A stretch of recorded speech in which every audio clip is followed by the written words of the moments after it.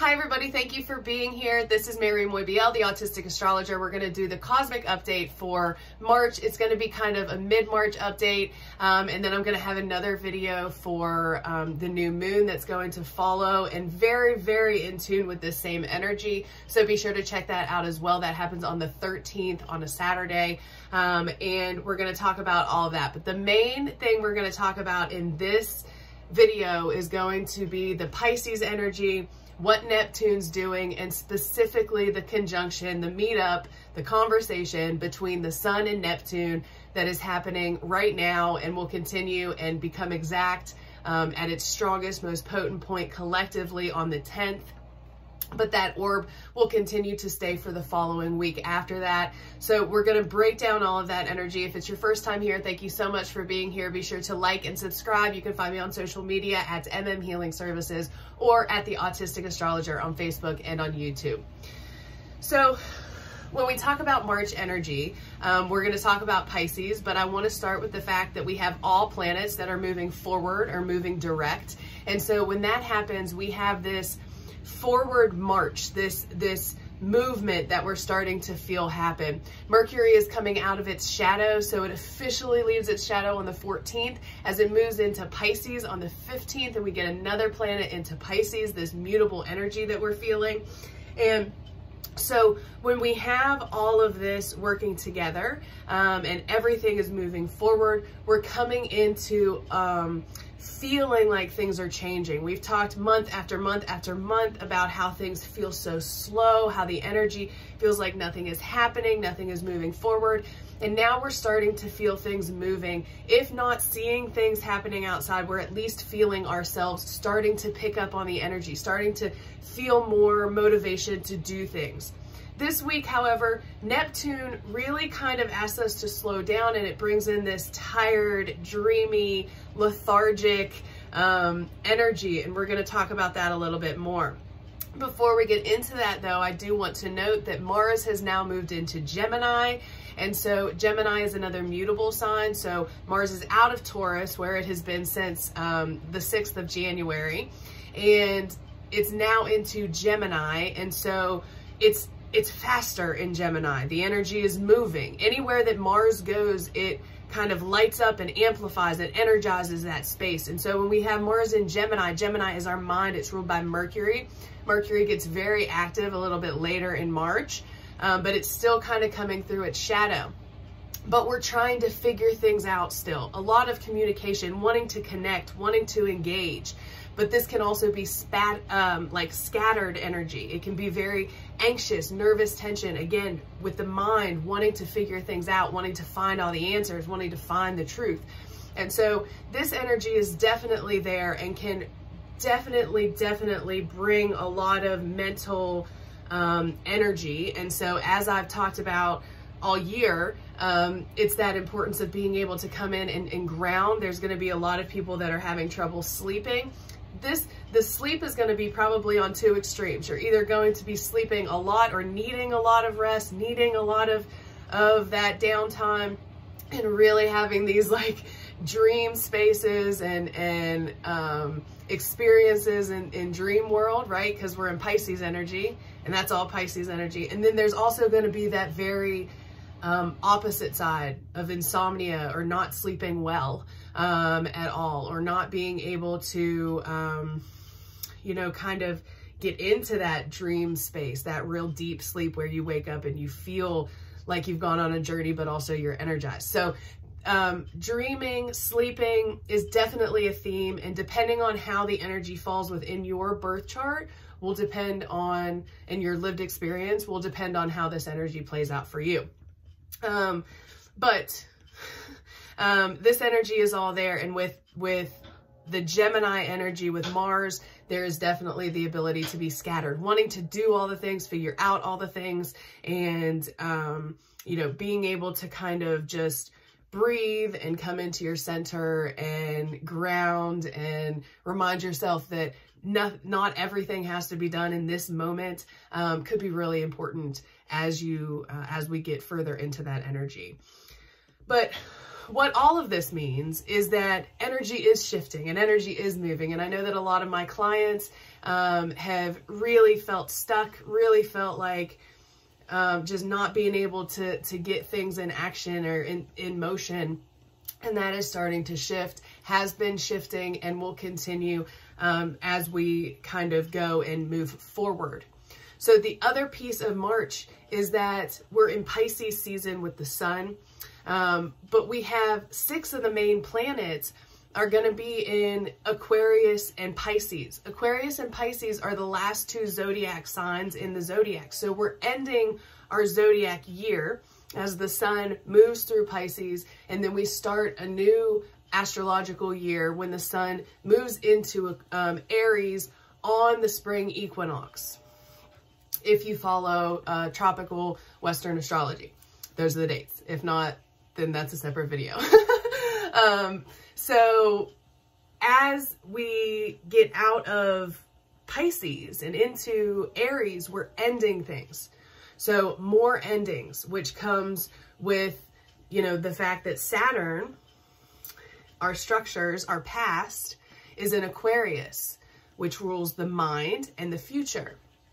So again, this push-pull between getting stuck in our past and moving forward into the future. So I've talked about it. We'll continue to talk about it. It is a theme for 2021 and even 2022 is getting out of old patterns and shifting into future, shifting into the new, evolving, going into the next part of your spiral.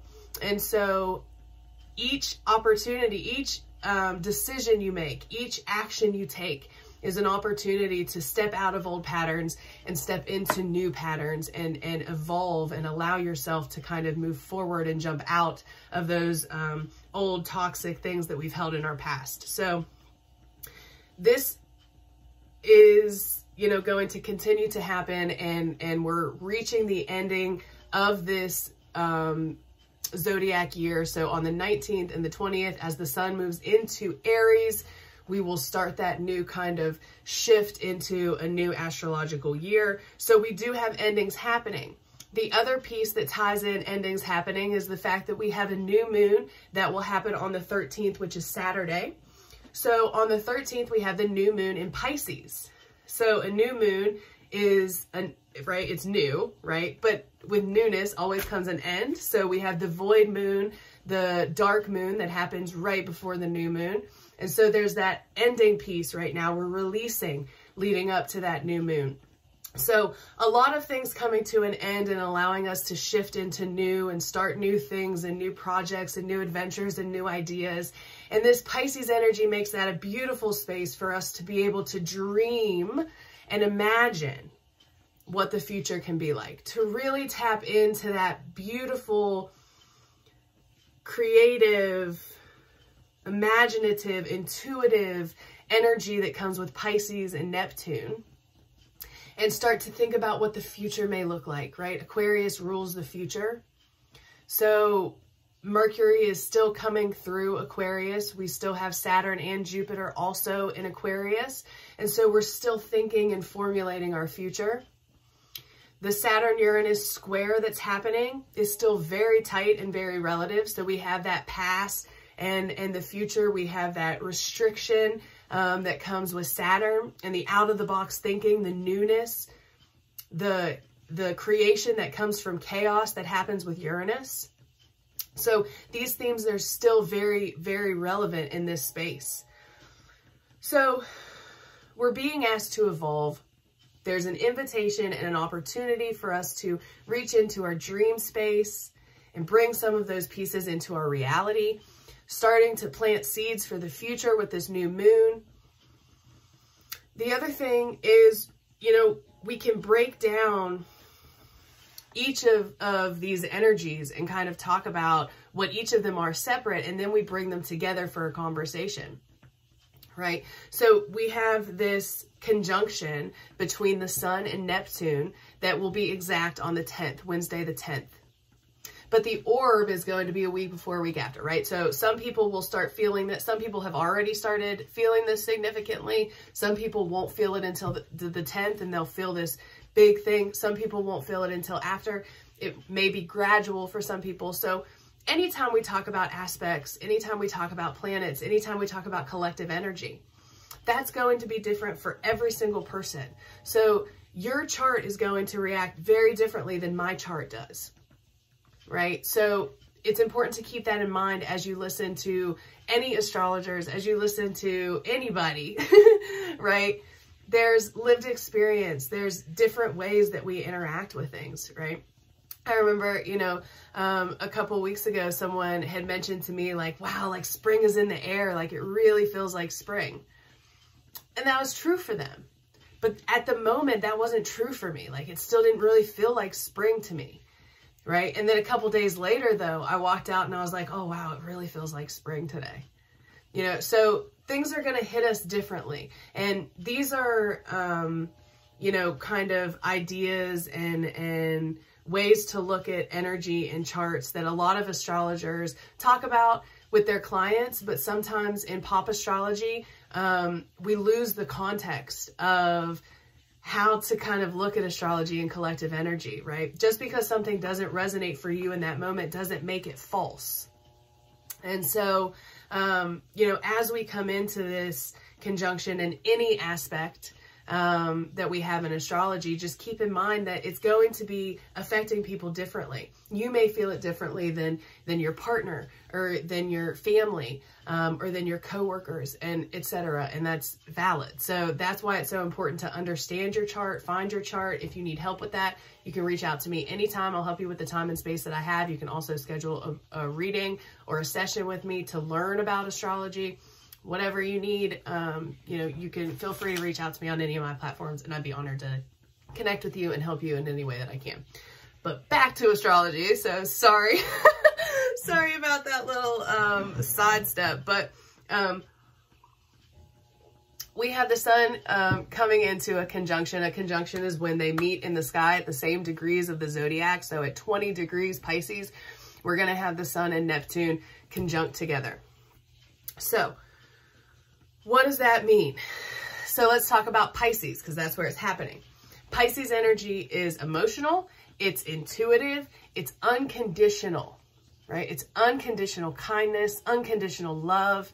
When we talk about another sidestep here, when we talk about these energies, if you know somebody that's a Pisces, they're not only a Pisces, right? So this energy isn't going to explain them. So if something happens here and you're like, wow, that doesn't sound like them at all. Yeah, because they have an entire natal chart. Okay. So let's just get that out there.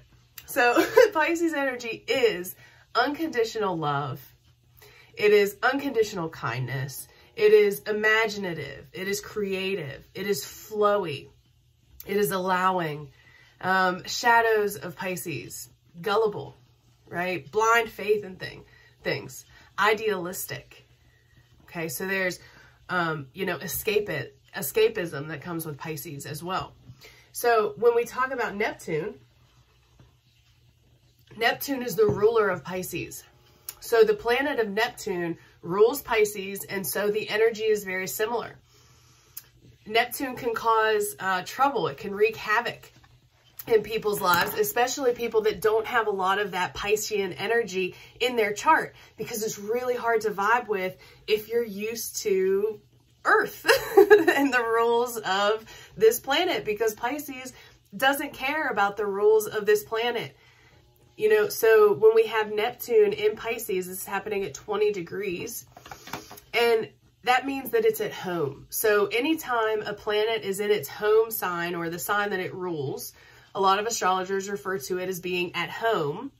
So Neptune is at home. And when a planet is at home, it is often felt stronger by the collective.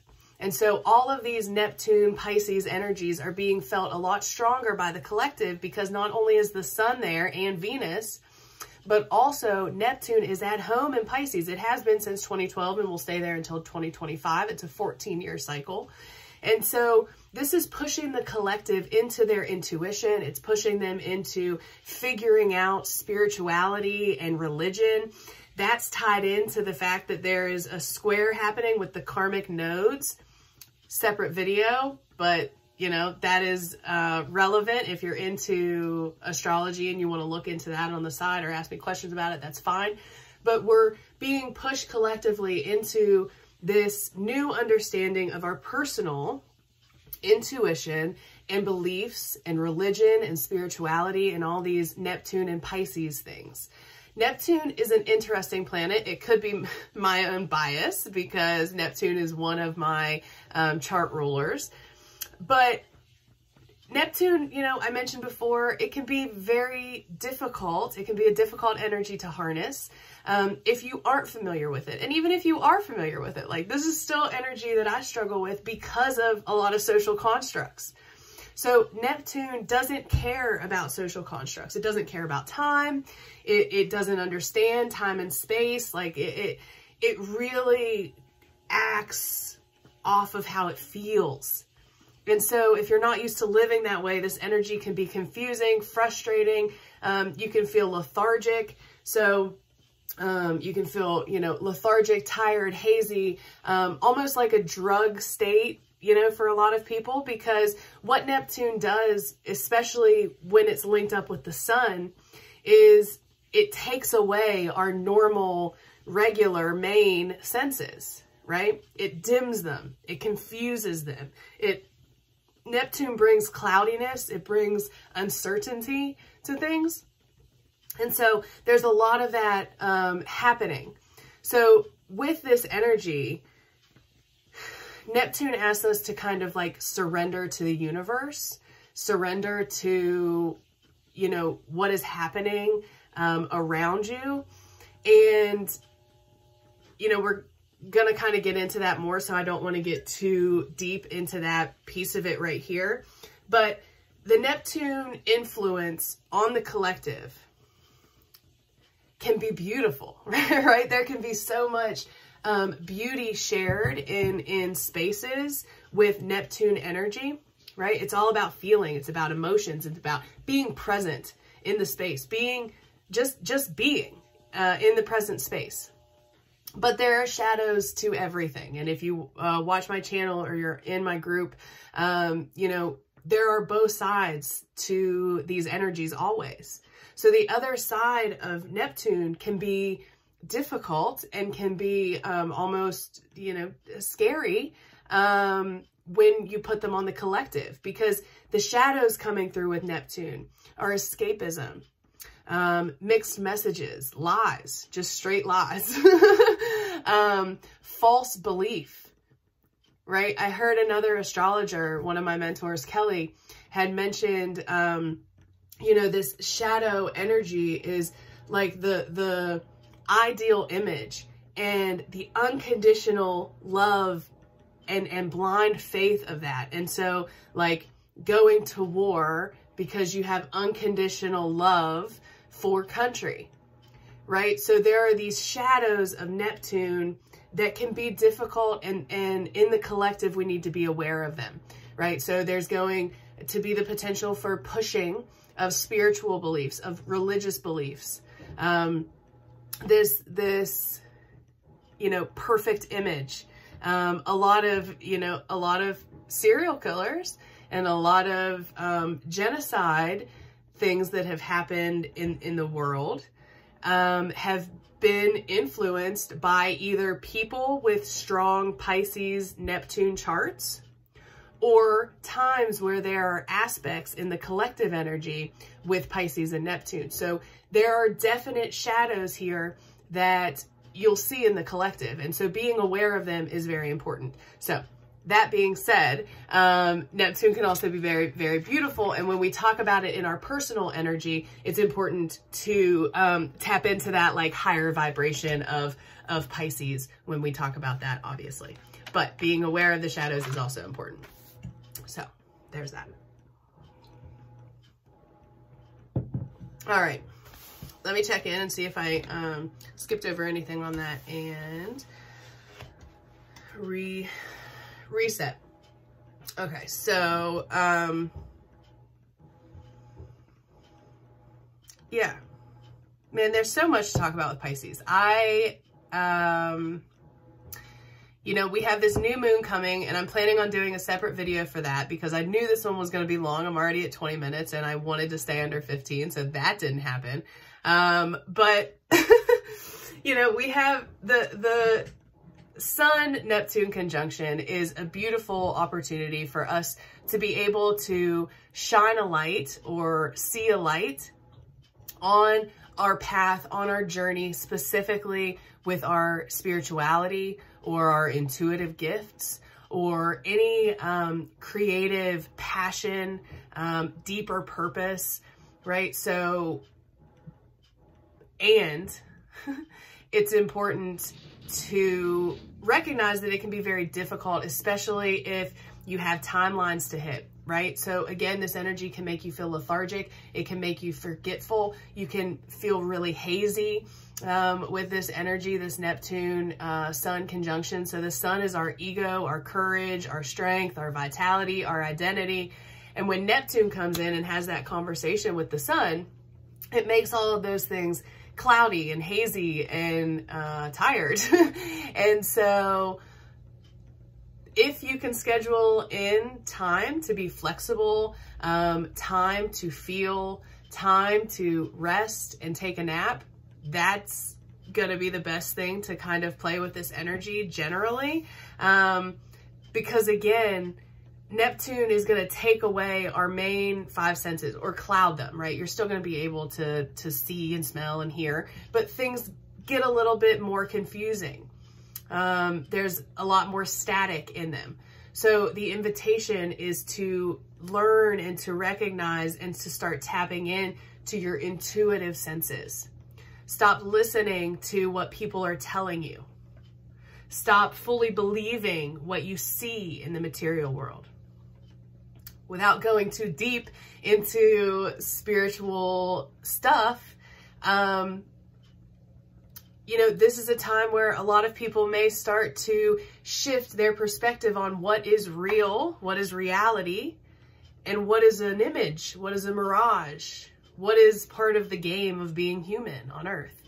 And how do you shuffle that, and where do you fit in that? And you know, this energy is all leading up to the new moon that happens on the 13th. And so in that video, we're going to break down this energy a little bit more. But there's a beautiful opportunity to tap into your internal senses, your knowing, understanding your gifts, what you can bring to the world, how you can connect to community, how you can share your talents and help humanity and step outside of your trauma and your past and not forget it and not leave it and not assume that it'll never hurt again, but be able to not get stuck in it and to move forward and to move into a deeper purpose and passion and understanding of this life. And so, you know, I think it's a beautiful energy, and I am sending you love and comfort. And if it's uncomfortable for you to sit still and just be, this energy may be frustrating.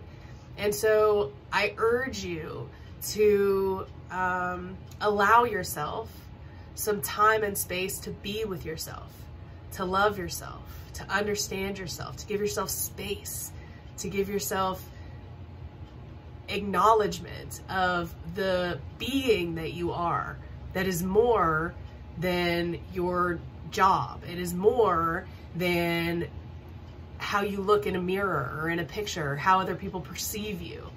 You're more than that. And this is an energy where I invite you to tap into everything that you are and everything that you hold inside of you. And so I hope that this video found you well.